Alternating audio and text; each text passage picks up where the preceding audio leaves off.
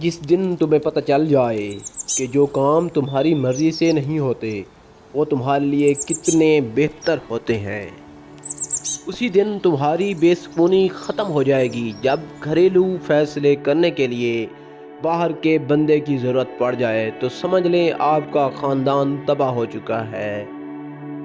نہ تو گلاس ایک قطرہ سے بھر جاتا ہے اور نہ ہی انسان ایک لفظ سے ناراض ہوتا ہے۔ اصل کہانی کے پیچھے کہانیوں کا لگا ہوا ڈھیر ہے۔ ہمیں ڈھانپ کر وہی رکھتا ہے جس کے لیے ہم قیمتی ہوتے ہیں، پھر چاہے وہ ہمارا رب ہو یا پھر کوئی انسان۔ اگر آپ کی بحث کسی بدتمیز شخص کے ساتھ ہو جائے تو ہار مان لیں، یعنی خاموشی اختیار کر لیں، کیونکہ آپ کی بات و آواز کتنی ہی دمدار کیوں نہ ہو لیکن آپ ایک کتے سے اچھا نہیں بھونک سکتے۔ جو شخص تم پر غصہ کرے مگر پھر بھی تعلق ختم نہ کرے وہ برے وقت میں تمہارا سچا ساتھی ہے۔ نبھانا جس کو کہتے ہیں وہ کچھ ہی لوگوں کو آتا ہے۔ بڑا آسان ہے کہنا مجھے تم سے محبت ہے۔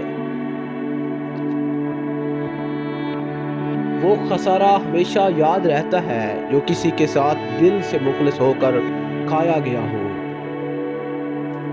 ایک دن تم مجھ سے پوچھو گے کہ کیا زیادہ اہم ہے، میری زندگی یا آپ کی؟ میں کہوں گا میری، اور تم مجھ سے دور چلے جاؤ گے یہ جانے بغیر کہ تم ہی تو میری زندگی ہو۔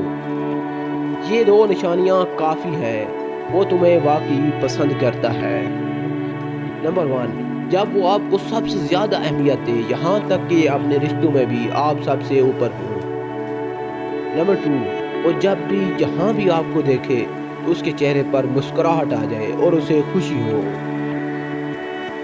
برداشت ہوتا نہیں ہم سے کہ کسی اور کا تعلق بھی ہو تم سے۔